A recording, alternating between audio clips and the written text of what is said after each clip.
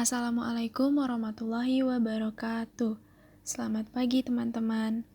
Di sini kami dari kelompok 6 akan memaparkan materi mengenai malaria. Anggota kelompok kami yaitu ada Siti Atika Rohimah, Desi Anugrah Mayangsari, Mihrun Sutriana, Lailan Supinah, Nadia Hafizah, dan Safira Aderilia. Untuk slide yang pertama, kita akan membahas mengenai definisi penyakit. Definisi penyakit malaria adalah sebuah penyakit yang disebabkan oleh parasit yang tersebar melalui gigitan nyamuk. Penyakit ini ditularkan oleh nyamuk dari manusia dan hewan lain yang disebabkan oleh protozoa parasit, sekelompok mikroorganisme bersel tunggal dalam tipe Plasmodium.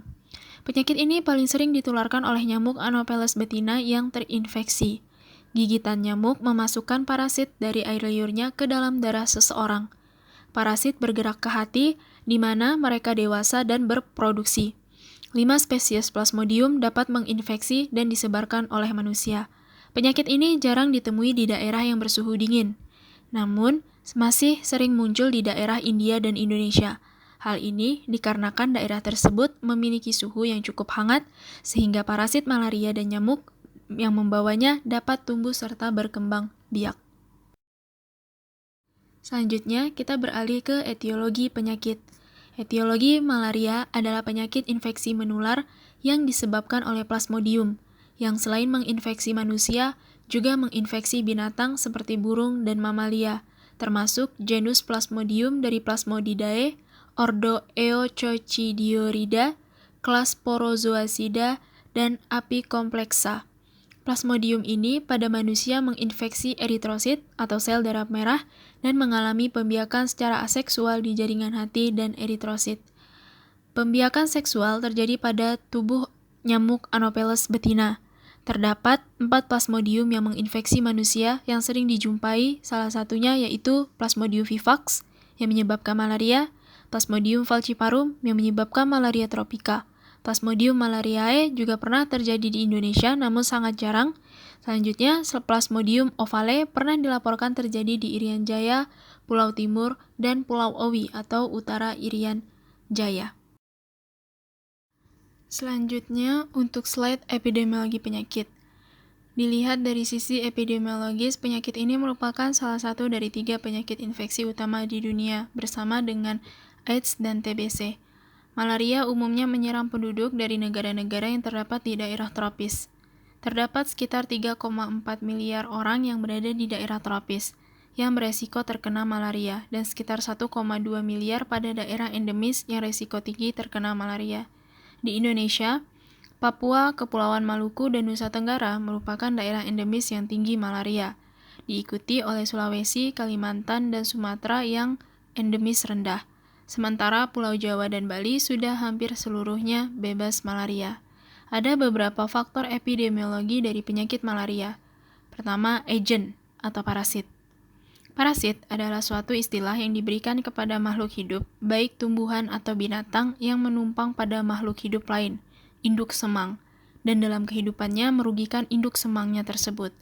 Parasit malaria adalah Plasmodium sp, yaitu binatang bersel 1 protozoa, yang termasuk genus Plasmodia, Plasmodidae dari ordo Coccididae.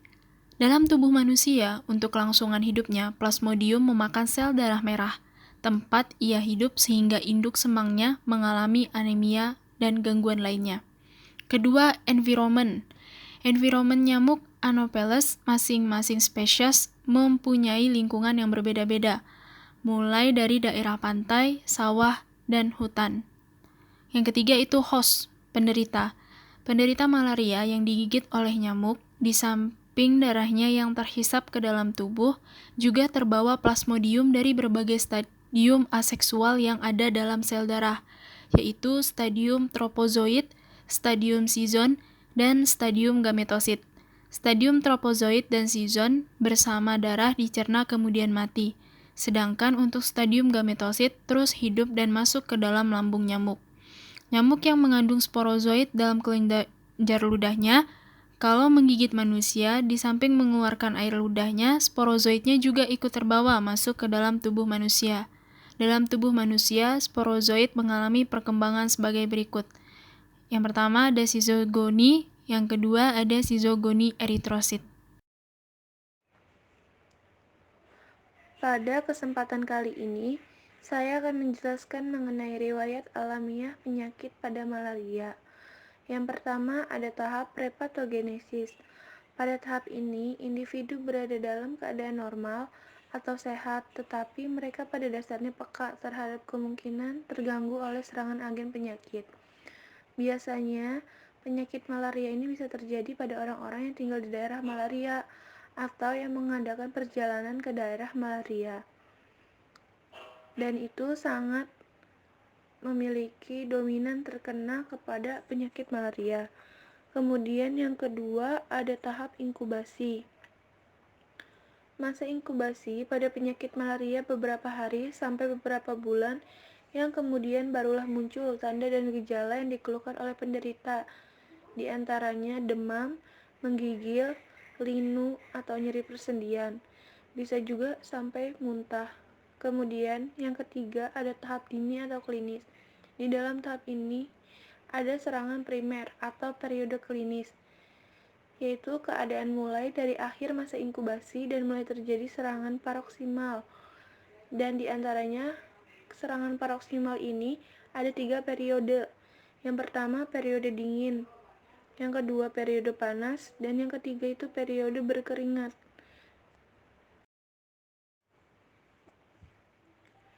Kemudian di tahap keempat itu ada tahap lanjut, merupakan tahap di mana penyakit bertambah jelas dan mungkin tambah berat dengan segala kelainan patologis dan gejalanya.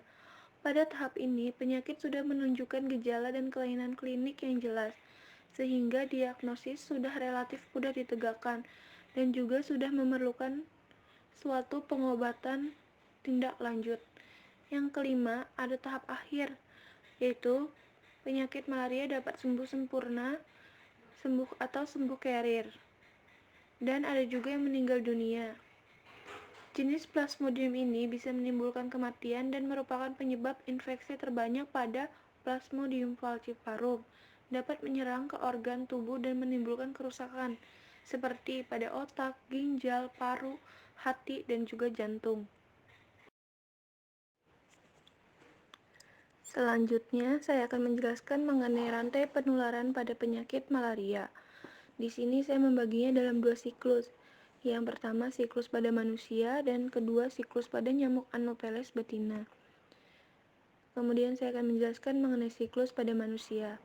Ketika nyamuk Anopheles betina atau yang mengandung parasit malaria menggigit manusia, akan keluar sporozoid dari kelenjar ludah nyamuk masuk ke dalam darah dan jaringan hati manusia.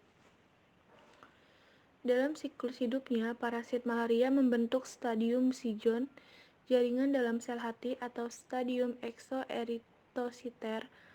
Setelah sel hati pecah, akan keluar merozoid atau kriptozoid yang masuk ke eritrosit membentuk stadium sijon dalam eritrosit. Di situ mulai bentuk trofosit muda sampai sijon tua atau matang sehingga eritrosit pecah dan keluar merozoid. Sebagian besar merozoid masuk kembali ke eritrosit dan sebagian kecilnya membentuk gametosit jantan. Selanjutnya, siklus pada nyamuk Anopheles betina.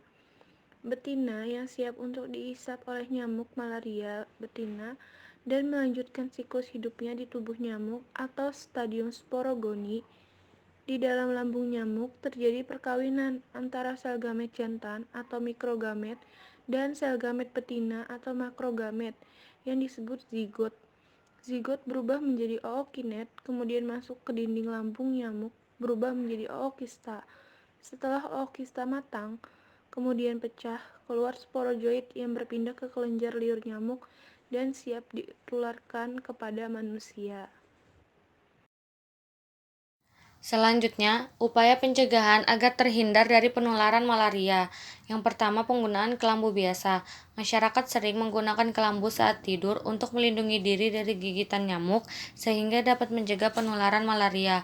Kelambu ini berfungsi untuk menghindari nyamuk yang infektif menggigit orang sehat dan menghindari nyamuk yang sehat menggigit orang sakit. Yang kedua, penggunaan insektisida rumah tangga. Anti nyamuk yang banyak dipakai masyarakat untuk mengusir atau menghindari dari gigitan nyamuk. Formulasi MC dibuat dengan cara mencampurkan bahan aktif yang umumnya adalah piteroid dengan bahan pembawa seperti tepung, tempurung kelapa, tepung kayu, tepung lengket, dan bahan lainnya seperti pewangi, anti jamur, dan bahan pewarna. Berbagai variasi pemasaran telah berkembang pada formulasi ini, mulai warna yang bermacam-macam, bentuk yang tidak selalu melingkar, dan berbagai jenis pewangi untuk menarik pembeli. Yang ketiga, pemasangan kawat kasa. Upaya mencegah nyamuk masuk ke dalam rumah dengan memasang kawat kasa pada pintu dan jendela. Dapat menggunakan kasa dengan pelekat karet di sekelilingnya yang dilekatkan pada alat khusus yang dipasang di kusen, baik pintu maupun jendela. Yang keempat, penggunaan repelan. Repelan merupakan bahan aktif yang mempunyai kemampuan untuk menolak serangga mendekati manusia, mencegah terjadinya kontak langsung nyamuk dan manusia, sehingga manusia terhindar dari penularan penyakit akibat gigitan nyamuk. Bahan repelan dapat langsung diaplikasikan ke kulit, pakaian, atau permukaan lainnya untuk mencegah atau melindungi diri dari gigitan nyamuk. Repelan berbentuk lotion dianggap praktis karena dapat digunakan pada kegiatan di luar rumah. Yang kelima, penutup badan. Apabila melakukan kegiatan di luar rumah malam hari, seperti memancing, ronda malam, berkemah, dan masuk ke dalam hutan, terutama di daerah endemis malaria, perlu perlindungan diri dari gigitan nyamuk dengan repelan atau memakai baju lengan panjang dan celana panjang. Penggunaan pakaian penutup badan ini sangat membantu dalam mencegah gigitan nyamuk sehingga dapat terhindar dari penularan penyakit. Yang terakhir, upaya penanggulangan malaria yang efektif memerlukan struktur program yang terorganisir dan kemampuan yang terintegrasi ke dalam kerangka kerja dan kesehatan nasional. Yang pertama, prioritas strategis. Hal-hal yang dapat menjadi pertimbangan antara lain kebijakan nasional dan komitmen terhadap target internasional, tingkat pencapaian target program malaria, isu-isu kritis yang harus cepat ditangani, perhitungan biaya efektif, dan perkembangan sosial ekonomi. Yang kedua, pemetaan dan stratifikasi malaria. Pemetaan dan stratifikasi malaria akan menggambarkan terhadap perbedaan tingkat epidemiologi suatu wilayah yang kemungkinan akan membutuhkan kombinasi intervensi yang berbeda berdasarkan tujuan, strategi menurunkan penularan, kesakitan, dan kematian akibat malaria. Yang ketiga, intervensi malaria menurut tingkat transmisi. Pada wilayah dengan penularan yang tinggi, prioritas utama ditujukan untuk penemuan dini dan pengobatan yang tepat bagi semua penduduk yang menderita demam untuk mengurangi kesakitan dan kematian akibat malaria. Untuk wilayah dengan penularan sedang, prioritas ditujukan kepada penurunan penularan secara luas pada penduduk yang berisiko dengan kegiatan manajemen pengendalian terpadu, menggunakan penyemprotan untuk mendapat dampak yang cepat, dan penggunaan kelambu untuk penurunan transmisi secara berkesinambungan. Dan pada wilayah dengan penularan yang rendah, di mana penularan lebih terlokalisir, maka pengendalian lebih dilengkapi dengan pengolahan tempat perlindungan nyamuk dan perlindungan personal seperti penggunaan repelan. Yang keempat, desain struktur atau kerangka kerja yang dikembangkan dalam program pengendalian malaria disesuaikan dengan perkembangan program dan situasi epidemiologi secara tujuan yang akan dicapai. Dan yang kelima, pertahapan program malaria dari pengendalian ke eliminasi.